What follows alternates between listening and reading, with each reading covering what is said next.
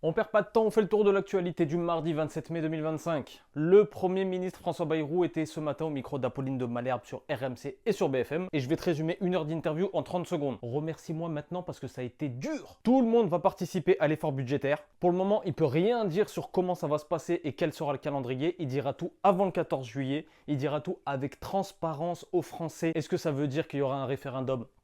Peut-être. Et il a confirmé que la nouvelle tarification des taxis pour les transports sanitaires sera mise en place au 1er octobre. Donc en gros, klaxonnez tant que vous voulez, il en a rien à foutre. Les agriculteurs ont obtenu ce qu'ils voulaient. C'est-à-dire le fait que cette loi ne soit pas étudiée à l'Assemblée nationale. Elle a été rejetée hier. Mais ça ne veut pas dire que c'est fini les gars. Là, il va y avoir une comité mixte paritaire qui va se mettre en place pour refaire une nouvelle loi. Le vote pour la loi sur la fin de vie a lieu aujourd'hui à l'Assemblée nationale. Une fois ce vote fait, la loi partira au Sénat et sera étudiée cet automne.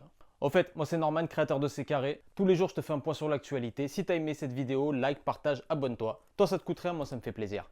Un nouvel enlèvement autour de la crypto a été bloqué de justesse par la BRB. Ça s'est passé hier à Nantes. On ne sait pas encore qui c'est, mais une personne qui est dans le monde de la crypto-monnaie a failli être enlevée. La BRB est intervenue et 20 interpellations ont eu lieu. Ça doit être le 12e ou le 13e cas d'enlèvement dans le monde de la crypto. Les ventes des voitures Tesla ont été divisées par 2 en un an en France. Je pense que ça fait suite aux nombreuses prises de position d'Elon Musk. Je pense que quand il tend un peu trop son bras, ça joue aussi.